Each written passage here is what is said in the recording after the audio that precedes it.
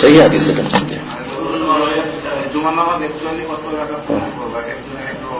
জুমার নামাজ তাহিয়াতুল মসজিদ 2 রাকাত পড়বেন, সর্বনিম্ন নামাজ বলছে, সর্বনিম্ন নামাজ তাহিয়াতুল মসজিদ 2 রাকাত। জুমার আগে কাবুলাল জুমা বলে কোন সুন্নাত নাই, তাহিয়াতুল মসজিদ না, মসজিদ সালামে 2 রাকাত নামাজ আছে।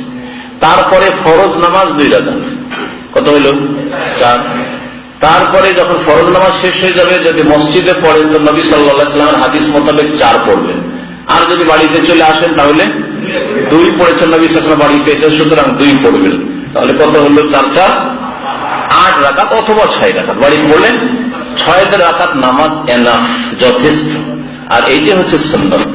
এরপরে একটি হাদিস আছে যে ব্যক্তি জুমার দিনে আগে ভাগে মসজিদে আসলো আর আসার পরে ফাসাল্লাহ মাকুদ্দের আল্লাহ বা মাকুতে বাল্লাহু, যতটা তার জন্য সম্ভব হইল নামাজ, যতটা কাবলাল জুমা নাই, আর ওই জোহরের উপর কিয়াস করে 4 নয়, যত পারলো পড়লো, 8 6 4। কোনদিন হয়তো সালাতুল দুহা পড়তে পারে না, চাস্তের নামাজ পড়তে পারে না, জুমার দিন চাস্তের নামাজ পড়লো, আর 4 রাকাত 6 রাকাত 8 রাকাত নামাজ পড়লো, কোনো দোষ নেই। অথবা 10-20 রাকাত নামাজ পড়লো, কোরআন তেলাওয়াত পারে না, মিসকি বসে থাকবে কেন, তো 10 রাকাত বেশি কাজ, খুতবা যতক্ষণ শুরু হয় নামাজ পড়তে থাকলো, কোনো দোষ নেই। বুঝতে পেরেছেন? এর নাম হচ্ছে উত্তম বিকল্প। আপনাকে নামাজ পড়তে বাধা দিচ্ছি না, কিন্তু আপনি ওটাকে লিমিটেড করিয়েন না যে আমরা জোহরের উপরে কিয়াস করে জোহরের আগে 4 পড়ি, সুতরাং 4 পড়বো। এই এখতিয়ার কে দিল আপনাকে? এর নাম বিদআত হয়ে যাবে।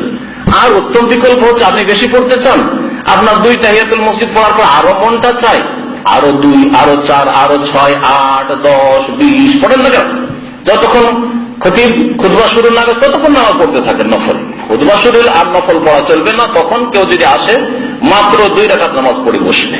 2 রাকাত নামাজ না পড়ে জুমার দিন বসা ঠিক নয়। নবী সাল্লাল্লাহু আলাইহি ওয়াসাল্লাম খুতবা বন্ধ করে বলেছেন, ওম ফাসাল্লি রাকাতান, আজকে জুমা মসজিদে খতিব বলেছেন, ওম দাও 2 রাকাত নামাজ পড়ে বসো। আর আমাদের দেশে এই হাদিস বিরোধী, অথচ সহিহ বুখারী হাদিস, এই হাদিস বিরোধী কাজ লালবাতি জ্বালানো, খবরদার নামাজ পড়বেন না, নিষেধ। নবীর হাদিসের আমল করা নিষেধ।